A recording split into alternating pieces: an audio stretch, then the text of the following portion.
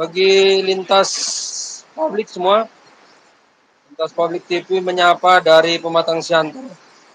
Kita mau Natalan tapi ternyata hujan cukup lebat. Kita sabar menunggu. Ya, apakah ada kawan-kawan yang menonton lintas publik? Silakan masuk. Ya. Inilah kondisi Pematang Siantar hari ini. Kondisinya hujannya sangat deras. Mudah-mudahan hujannya cepat reda biar kita bisa bernatal. Jadi kita ini menanti dan menunggu Natalan.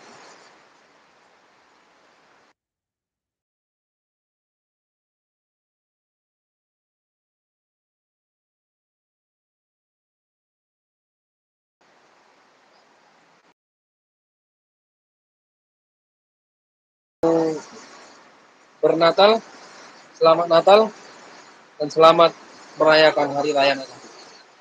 Dari Pematang Siantar, Agus Tohang, laporkan.